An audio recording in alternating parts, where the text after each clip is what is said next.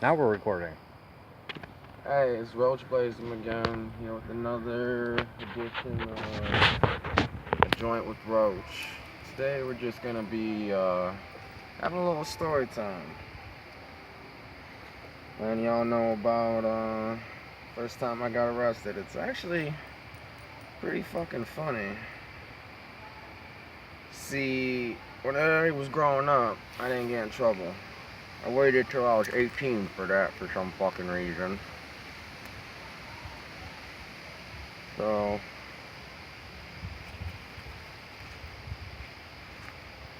anyway, so back when I was 18, I was car hopping, and I'm a bit of a menace when it comes to this shit. Smash windows if I see something good enough. Peaches and Cream Paper by Juicy J, and always that Alien White Fire.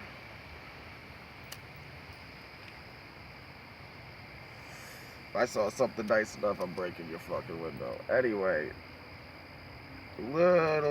turned into a little bit of a loudmouth when I was 18.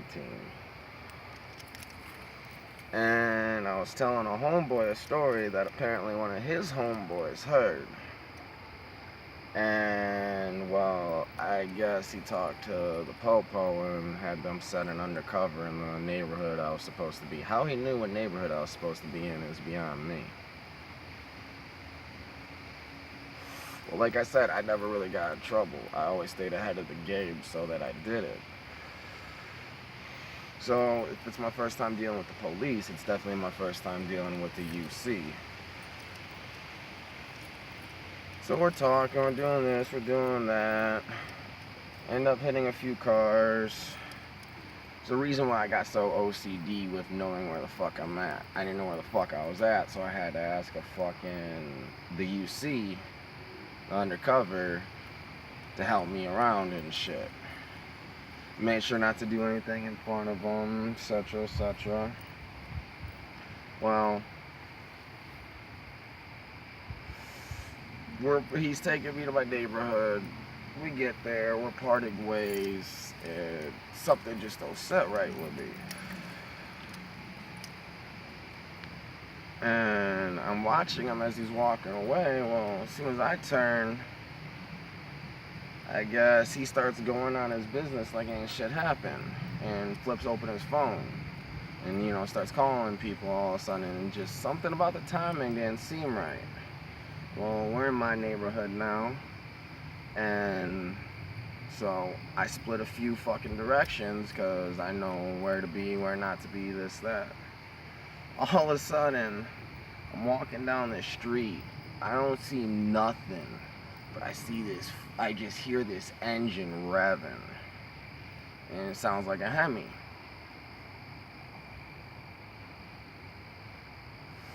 So I keep my eyes open and I continue on my way. Out of nowhere, a fucking Dodge Charger just fucking splits around the corner, sliding and all and shit. Headlights out, all black. I knew something was up then, but I still wasn't reacting yet. Then where he fucked up was, he turned his searchlight on me about a good 100 feet away. I'm literally right by fences and walls and shit like this. And, well, shit like that. And then as soon as he turns his light on me, I drop my backpack so I ain't got extra weight on me. And I just start running. I'm jumping every fence that comes in front of me. I scale a fucking 10-foot wall in less than like 3 seconds. Get away, duck down for a minute, keep my eyes peeled, run back to the crib. So I get back to the crib and I close the door.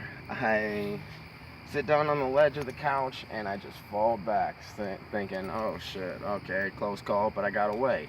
No more does my back hit the fucking couch, I springboard back up.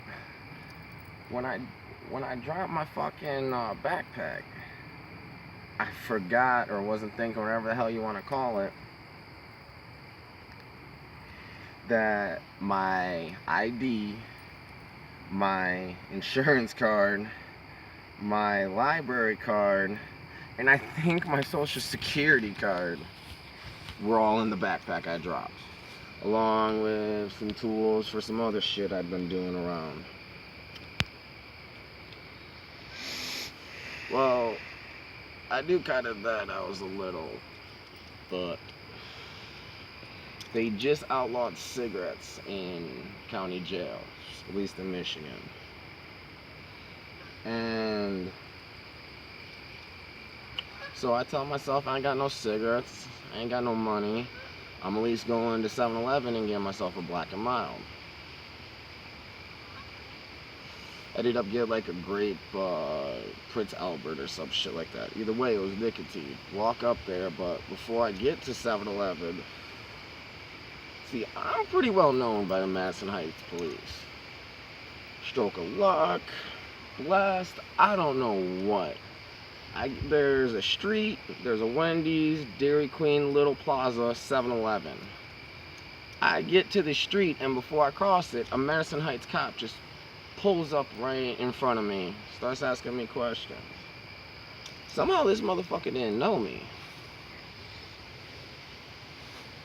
He asked me, what's your day? No, I think it went, hey, how you doing? How's your day going? What are you up to? I'm like, oh, I'm just going up to 7-Eleven to get a Black and Mild. He's like, oh, okay. What's your name? I just dropped a backpack with all my shit in it. I knew they knew my name, so I was trying to think of a fucking name. And in a panic, the only thing I could think of was my stepfather's name. And at the fucking time, we're beefing like a motherfucker, but it's the first name to come into mind. I mean, he's about 3-4 inches shorter than me and 20-something years older than me. Mustache, blonde, straight hair, all sorts of other shit. And he's like, oh, okay, have a nice night. So he pulls off the fucking side street and then pulls right around and wraps into the Wendy's parking lot. Just pulls up to the back wall and starts shining a light on the wall. The brick wall. Fucking 10 feet high, just starts moving it all around it like I'm gonna pop out of the fucking shadows or something. So I'm like, whatever, cool. I go to 7-Eleven, I get the Prince Albert, and there was this little older black bitch working there at the time, trying to fuck, so and I was talking to her, spent a little game, this, that, whatever. Stayed there for a good 10 minutes. Then I go to walk out of the doors, light it up,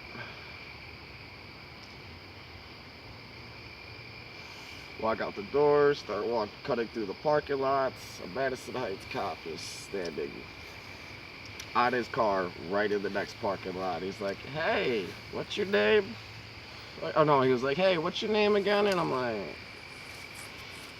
before I could even say anything to the man, my hands are behind my back. So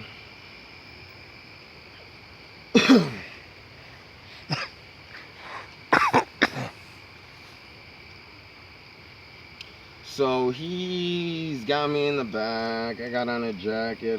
I got it zipped all up, changed before I left, stashing all the shit. Didn't want to have anything that identified me as who I am that they might have just seen. So I'm all dressed different. And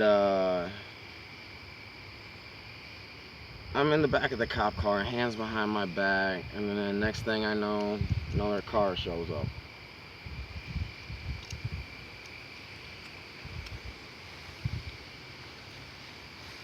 That another shows up.